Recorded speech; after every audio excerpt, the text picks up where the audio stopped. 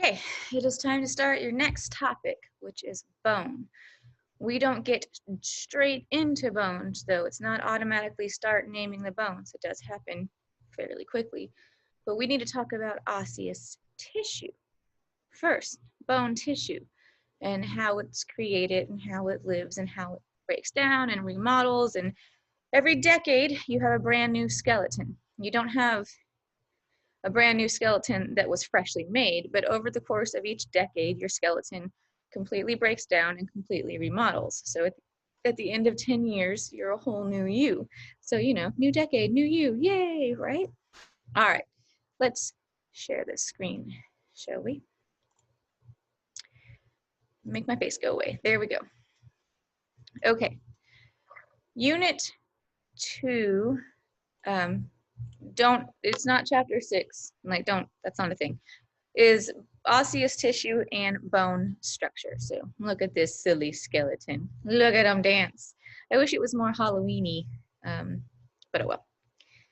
So the skeletal system includes bones of the skeleton, the 206 bones that you have in your adult skeleton, because at this point you have your adult skeleton. Cartilages, we know we have hyaline cartilage at the end of the long bones. You have dense regular cartilage and tendons and ligaments, etc., etc. And then connective tissues. I already said ligaments, yes. So connective tissues as well. So your body, the bone structure of you is built for protection and support. But also we have utilized it through evolution for movement as well. So look here at this hip joint. Here's a normal hip joint and here's an arthritic hip joint. So you can see the cushion from the normal joint has been worn and torn away here, and we call this osteoarthritis or bone arthritis. But look at how the joint is connected to each other with connective tissue and supporting cartilages. Your hip joint, your femur, is the most limited joint of your body. It is the most adhered to. You have the most structure there. Conversely, your shoulder joint is the loosest one in your body. It's very easy to dislocate your shoulder joint. We traded off movement, the extreme movement we have in the arm and shoulder, for the fact that we can also easily dislocate it. Here, look at the knee. Look at how much is involved with the knee. You have 6 bands of ligaments connecting bone to bone in the knee. You also have what is not being shown here, but the cushion in between the knee. You have the patella, which is not actually adhered to bone, but it is pulled down by cartilage, and all this stuff goes together so that you have that hinge joint at your knee. So also, when we talk about the skeletal system, at the very, very end, we briefly talk about articulations, which are known as joints. What are the functions of the skeletal system? I might have already named 2 of them. Good. It's support for soft tissues. It offers a place for the anchoring of tissues and organs. It protects, storage of minerals, calcium and phosphates. It also stores fat in yellow marrow.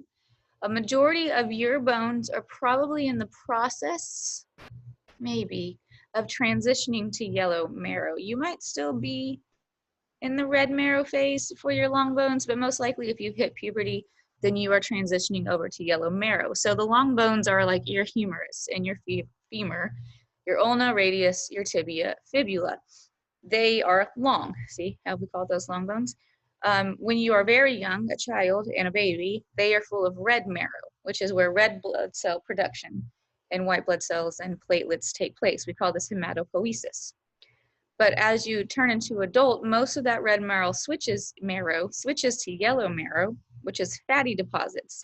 And as adults, our red blood cell production is limited to the sternum and the hips for the most part, the hip bones. So protection, it protects delicate structures. The cranium around the brain protects that soft tissue of the brain. The vertebrae around the spinal cord easily damage the spinal cord, but we have that vertebrae encasing it all the way down.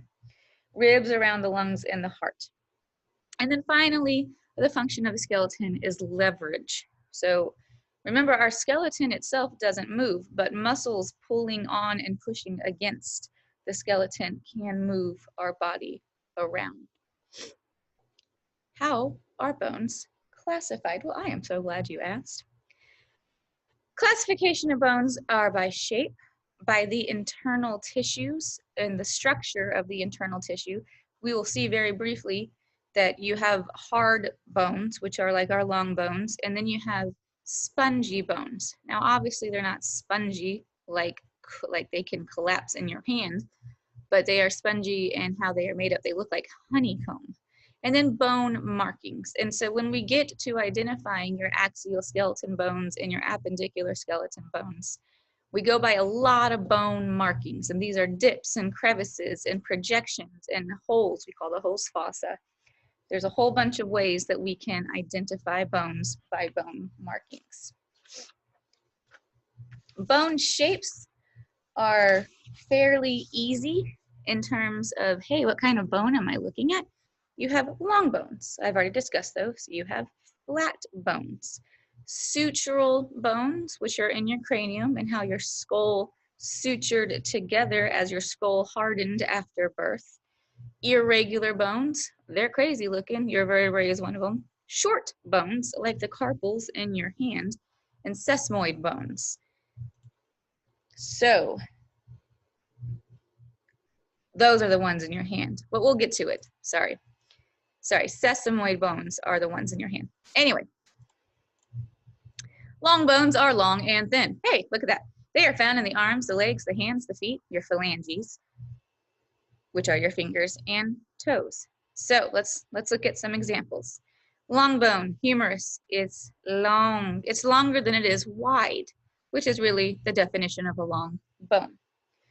So these, I'm going to say some words to you. You're not going to know what they mean yet, but please know that you will by the end of this PowerPoint. They are characterized by a diaphysis, which is the length of the bone, and an epiphysis, which are the ends of the bone, as well as a marrow cavity. Used to be red marrow, now it's probably yellow marrow. Your examples are bones of the upper arm, the humerus, the forearm, the radius and ulna, the upper leg, the femur, the lower leg, the tibia and fibula, palms, the metacarpals, the hand bones, metatarsals in the feet, and then the phalanges of the fingers and the toes. And phalanges is both fingers and toes. Cool, long bones. Flat bones are thin with parallel surfaces. They are found in the skull, the sternum, the ribs, and the scapula. So here are your flat bones. Your ribs are flat bones. Your parietal bone, which is the upper wall, actually parietal means wall in Latin, by the way. So you have 4 bones that make up your skull. The forehead, if you were knocking on your forehead, that's your forehead is what I was going to say. That's your frontal bone. The 2 upper bones on the sides are your parietals. The 2 lower bones on the side where your ears are, those are your temporal bones. And then in the back, you have your occipital bone. You're gonna know all this. You might already know all this, but you're gonna know all this again. So ribs, sternum. Sternum is kind of the classic flat bone. Like if I was going to give you a lab practical, most likely would use sternum as the flat bone example. Sutural bones are small, irregular bones. And when I mean small, I mean small, ladies and gentlemen. They are found between the sutures, or between the the flat bones of the skull along the sutures. And so let's show you a suture here. This is a suture. What this means is that when you were a baby, this was not bone and this was not bone sealed together. These bones were kind of distanced apart because as you're being birthed through the birth canal, your head has to be able to become misshapen. The bones have to be able to move and flatten so that the head can fit through the birth canal. Afterwards, they harden together, and where they harden together is known as a suture. A suture bone, and this is a large example of a suture bone, but a suture bone is a bone that occurs along the sutures. And so you can see it's surrounded by the suture on both sides. It's not part of the occipital bone, and it's not part of the parietal bone. It is on its own there, sutural bones. Irregular bones are irregular. I don't want you to think I'm lying to you. Ooh, real quick, going back, sutural bones have a fun name called wormian bones. Worm, like a worm in the ground, and then I-A-N, this person's name, obviously. So they're also known as wormian bones. Okay, so irregular bones have complex shapes with short, flat, notched, or ridged surfaces. So look here at this ilium, see this notch here, see this ridge here, see the irregular shape of the bone. Spinal vertebrae and the pelvic bones as seen here.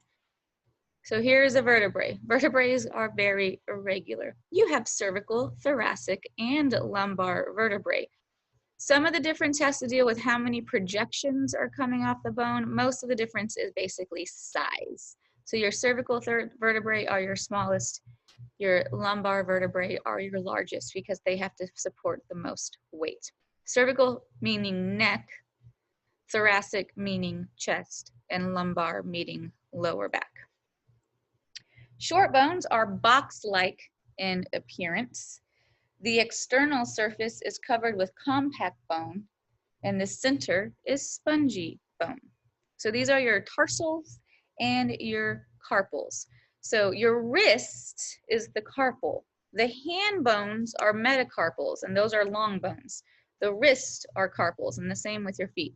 So there's these short boxy bones here. They all have really fun names like navicular, and that's the only one I can't remember right now because it's a fun name called navicular.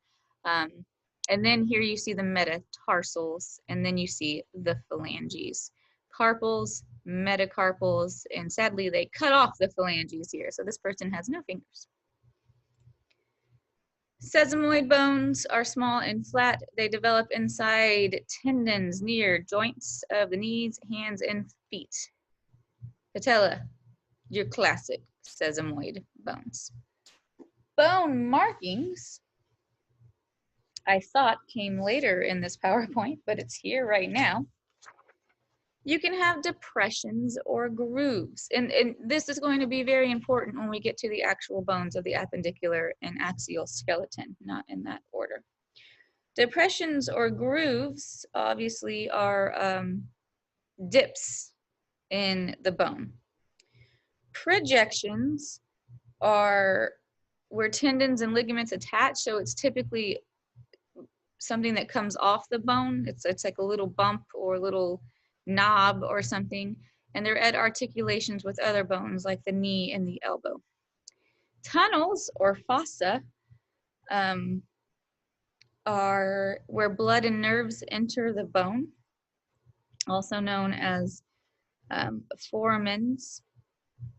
You have a huge foramen at the base of your skull where the spinal cord emerges from the head. Actually, not the spinal cord so much, but the what is that part of the brain called? Okay, we'll just say spinal cord. Anyway, oh good, and here is a list, so I don't have to try to remember all this stuff.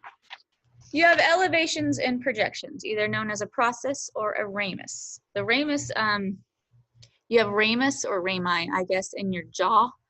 It's the lower part of the jaw where it articulates to the top. Back here at the temporal region, those are ramus.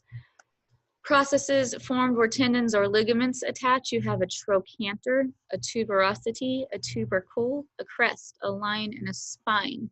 You're going to have to be able to identify all these things on different bones. Processes formed for articulation with adjacent bones. You have a head, a neck, a condyle, a trochlea, or facet or faucet, facet though. Depressions, fossa or sulcus openings, foramen, canal, fissure, sinus, or antrum. And you can see here that they all have different definitions of what they are. Bone markings are important, and we'll talk about it when we are specifically talking about bones. But just so you understand, multiple bone markings per bone. So look at this femur here. At the head of the femur, you have the trochanter. The head here, which is what enters the acetabulum of the hip, and so it's like a ball and socket joint. This part goes into the hip. You have the neck here. Down at the articulation end, where the knee would be, you have a condyle, a facet, and a tubercle. That's all on one bone. On the outer side of that bone that's not being shown here, so the most distal side of the bone, you have a fossa, a trochlea. Oh no, this is the back side, I'm sorry. So on the dorsal side of the bone, you have a fossa, a trochlea, a tuberosity. Here's that tubercle. On the other side of the trochanter here, you have a sulcus, which is like a groove, and then you still have the neck here. Many, many, many different markings on a single bone. Hip, there's a ramus, just like our jaw. Here is a line, a spine, a fossa, a crest. Head, you have canals, lots of canals for drainage in the head. A foramen, which is an opening, a fissure, you see here, a process. Here would be the ramus of the jaw, and a sinus. So many different markings. So long bones, I told you, are defined by a diaphysis, which is the shaft of the bone. Like if we just cut out the middle part here. And then epiphysis, which is the ends of the bone. And so see here, there's an epiphysis on both sides. Epi meaning upper, dia meaning something. The heads of the bone here have spongy bone in them, and we're going to have close-up pictures of spongy bone where it looks like honeycomb, like a beehive type of situation. And then you have compact bone along the diaphysis here. So compact bone is solid bone, and spongy bone is more of an airy, light bone. And you can see this marrow cavity there. So diaphysis is the shaft of the bone, the long part of the bone. The epiphysis is the wide part at each end where you have articulation with other bones. Remember, articulations mean joints. The metaphysis is where diaphysis and epiphysis meet. The metaphysis might also be where the, well, it might also be the line of growth, but don't quote me on that just yet. The diaphysis is made up of a heavy wall of compact bone because it needs to be strong. We try not to break our long bones, but we do, right? We break our arms and legs all the time, but it's dense bone. And then a central space called the marrow cavity, which is either red or white or yellow, not white, red or yellow marrow, depending on how old you are. The epiphysis is mostly spongy, also known as cancellous bone, and it is covered with compact bone. Flat bones. Oh, these are the structures of each type of bone. I get it now. I know what's happening. I'm picking up what they're laying down. Flat bones, the parietal bone of the skull, and the temporal bone, and the frontal bone, and the occipital bone. You can see that it has a layer of compact bone known as the cortex, but then it is full of this spongy bone. Oops, sorry. Spongy honeycomb type bone. Okay, so why do we have spongy bone? I'm asking you all a question.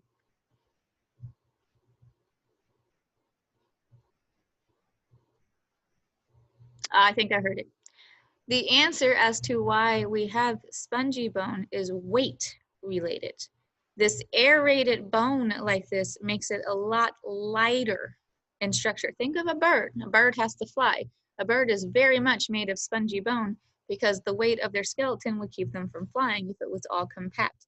If our skull was completely compact bone, the weight of the skull would be so heavy our neck would not be able to support our heads. It's also one of the reasons we have so many sinuses in our face, is also to take away weight from the bone. And, you know, the purposes of sinuses themselves. But so flat bones resemble a sandwich of spongy bone between two layers of compact bone. Let's get into it. So, bone tissue, osseous tissue is what we call it, if we want to be technical. And of course we want to be technical in this class.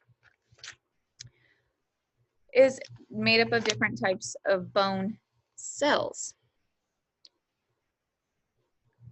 Remember, please, that bone is a dense, supportive, connective tissue. It's connective tissue. So is blood, so is all the cartilage.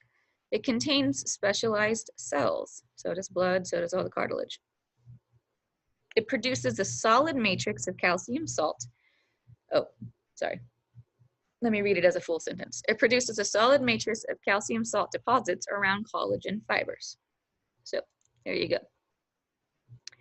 Once again, it's a dense matrix of calcium salts, and then you have osteocytes within lacunae organized around blood vessels. Okay, bone is compact, or at any rate hard, and so while bone does have blood vessels, it is vascularized. It's not like the blood vessels can be anywhere. They have to go in very specific regions of the bone. And so you have to be organized around the blood vessels. One way we organize around the blood vessels is with canaliculi. Canaliculi are known as little canals. That's actually what it translates into. So little canals are small processes which deliver nutrients from the blood vessels to the lacunae containing the osteocytes, as well as remove waste products. The periosteum is the covering on the surface of bones. It's an outer fibrous layer here, seen here, and you can see a blood vessel going through the periosteum into the bone, and then an inner cellular layer. The fibrous layer, this fibrous layer is an outer collagen layer that contains blood vessels, lymph vessels, and nerve. The cellular layer is also known as the osteogenic layer.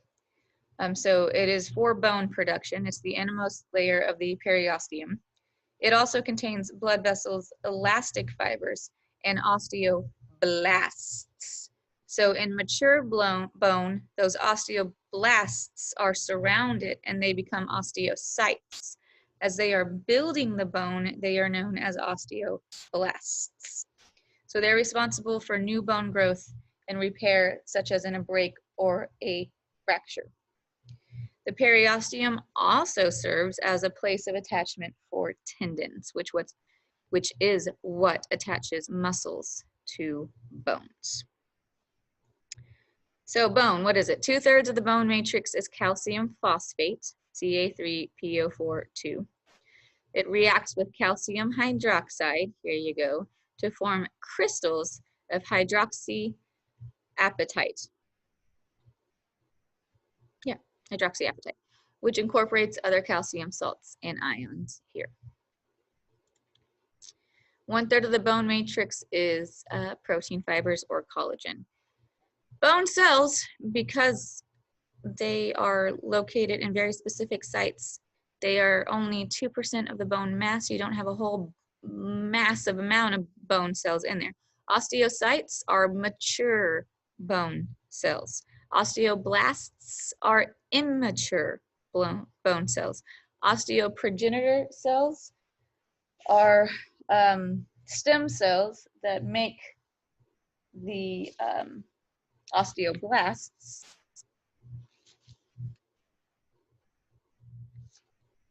Which, that's a whole thing, osteogenesis. So, I mean, we get into that in a little bit, but it won't be in this PowerPoint. And then osteoclasts. I told you that every 10 years your bone is broken down and rebuilt completely. The osteoclasts are responsible for breaking down the bone. Here's your osteocytes in a lacunae.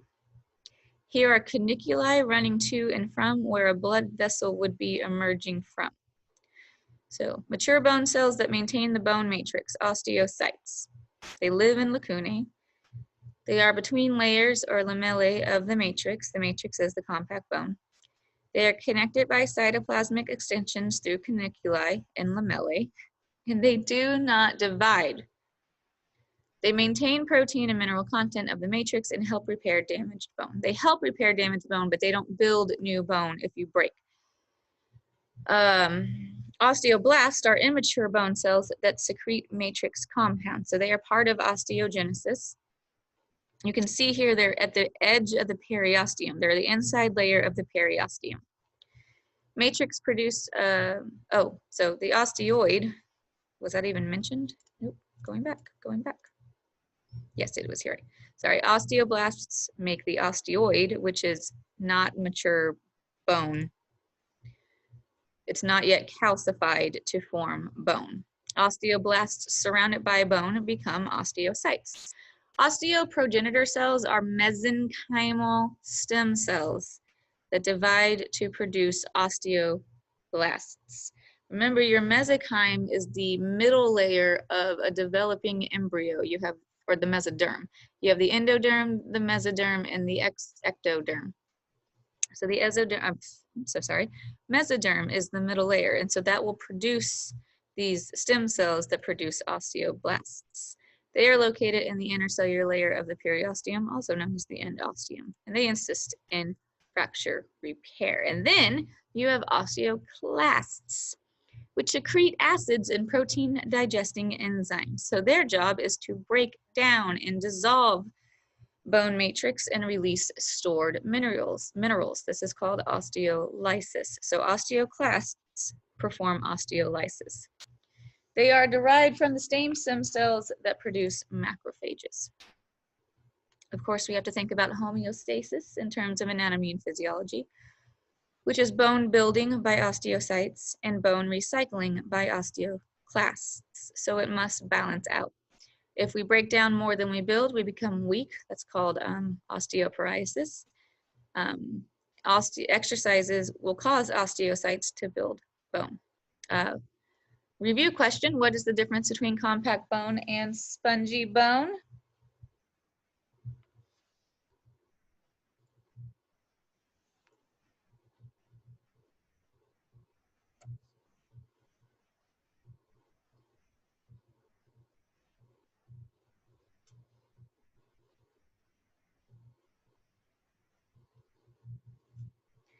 Right.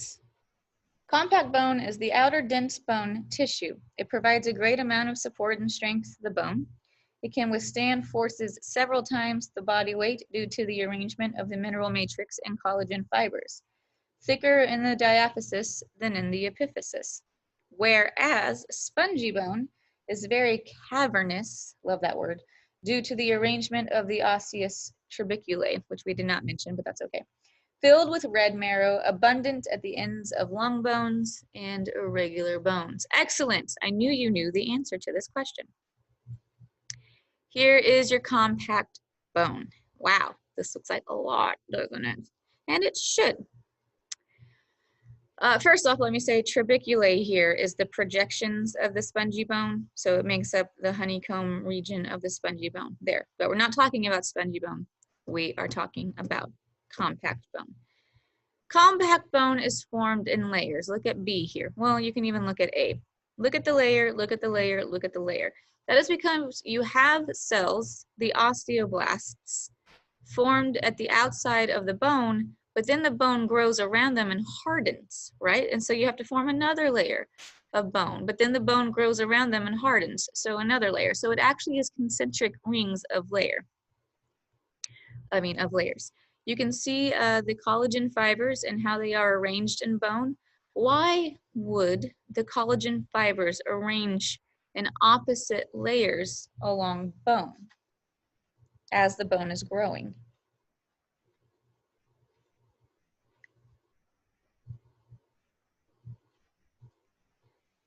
Excellent. It provides tensile strength to the bone. It's harder to break. It's harder to twist and tear a bone if you have opposite parallel layers of collagen fibers. Fantastic. See here where the blood vessels are coming through. This is called the endosteum. It's the inner layer of the bone. Where blood vessels come through in the center of these rings, this is called the Haversian Canal. Haversian is a person's name, Haversian, or these are known as central canal. The center of the Haversian Canal is called the osteons. So here you go. This is the center of the Haversian Canal. Osteons, which is not pointed to the right things, but that's fine. They also contain blood vessels and nerves. So this whole ring structure right here around this central osteon is all being supplied nutrients from these blood vessels, and wastes are being removed from these blood vessels. These striations that you see going from this lacunae to this lacunae and back, these are the calniculi. These things are the rings that I was mentioning earlier are the lamellae. So they're partial, no, sorry, lamellae, I was reading the wrong things. These concentric rings of the osteon consist of the hardened matrix of calcium and phosphates, which is known as hydroxyapatite. Apatite, yeah, that's right. What else do you need to know? Lacunae, caniculi, lamellae, osteon or Haversian canal. You have interstitial lamellae. Look at these. These are unfinished. They're not complete lamellar rings. So they're partial or incomplete osteons due to a shift in bone stress. They are usually not connected to the osteons around them. So you could see that bone was here, and then depending on a way you started walking, talking, whatever, the bone shifted. And so osteoclasts then got rid of a whole bunch of this bone and started building new bone around different places. Okay, I think that's, here is a stained micrograph of osseous tissue. Once again, the lacunae is what you're seeing that's stained dark here, and this is where the osteocytes would live, in these little dark spots. Then you have the calniculi running to that central Haversian canal, that osteon, and back to deliver nutrients and take away wastes. The rings are the lamellae, so 1, 2, 3 lamellar rings, and then 1, 2, and then kind of 3-ish out here, but you can see it wasn't completed. So osteoclasts either degraded some of this ring, or it was never built in the first place. Good? Good? Those are identifying structures that you need to be able to identify on a slide. Then the osteon is the basic unit of mature compact bone. The osteon is the Haversian canal, the calniculi, the lamellae, and the lacunae all together. So the center of the osteon. I misspoke. That's my bad. That is me. One more. This is the Haversian canal is the center of the entire osteon. The whole thing is an osteon. I get it now. I understand why the arrows aren't pointing where I think they should. So all the lamellar layers, the lacunae, the calniculi that are involved around the central Haversian canal, the whole thing is known as an osteon. My bad. I know what I'm talking about. I'm just trying to talk too fast. Also, it's been quite a while since I have presented this material. Osteocytes are arranged in concentric lamellae around a central Haversian canal. You have those perforating channels, so that carry blood vessels into the bone and the marrow. They're perpendicular to the central canal, so it's the way that blood vessels enter the bone. Circumferential lamellae wrapped around the long bone bind osteons together. Then you have your spongy bone. The trabeculae is the projections of the spongy bone, and then you have all the inner openings. The calniculi open onto the surface of the spongy bone here, and you can see the lamellae. If we were to cut through one of the trabeculae, you can see the lamellae are still in concentric circles with the lacunae and the osteocytes there. So spongy bone does not have osteons. The matrix forms an open network of trabeculae. The trabeculae themselves have no blood vessels. But the space between those trabeculae is filled with red bone marrow, which of course has blood vessels and forms red blood cells and supplies nutrients to the osteocytes. In some bones, we call it yellow marrow because it stores fat. Let me pause. Let me see all the slides here. Okay, just a few more before we stop. Yeah. Okay, you have weight-bearing bones, right? These are the bones pretty much of our lower body, our lower back on down. They hold all the weight of our body. The femur transfers weight from the hip joint to the knee joint. This causes all sorts of tension. On the lateral side of the shaft, you can see that there's tension down the inside of the shaft and compression on the medial side. Sorry, here's the compression. This is tension. Don't know why that slide was there. It doesn't belong there. Okay, so periosteum and endosteum we've already talked about. Periosteum is on the outside of the bone. It has those two layers, the fibrous layer of collagen and that osteogenic layer of osteoblasts. And the endosteum is on the inside. Right, the inside of the bone where the blood vessels run through. Periosteum covers all bones except parts enclosed in joint capsules. It is made up of those two layers that we've mentioned. Those collagen fibers on the outer layer connect with collagen fibers in bone, or they connect with fibers of joint capsules, or they're a place of attached tendons, or they are a connection for ligaments. Functions of the periosteum, the outer covering of the bone, is to isolate bone from surrounding tissues, provide a route for circulatory and nervous supply, and participate in grown growth and repair. The endosteum, or the inner lining of the bone, is incomplete. It lines the marrow cavity, covers trabeculae of spongy bone, and lines central canals. Contains osteoblasts, osteoprogenitor cells, and osteoclasts, and it is active in bone growth and repair. Woo! We're gonna stop there. So that is not even part of this PowerPoint over osseous tissue. Lots to think about, lots to cover in there. I think I'm gonna go ahead and scan and load these notes for you guys as well. It's the same thing that I'm saying, but sometimes it's much easier to read things than listen to them, and I completely understand that.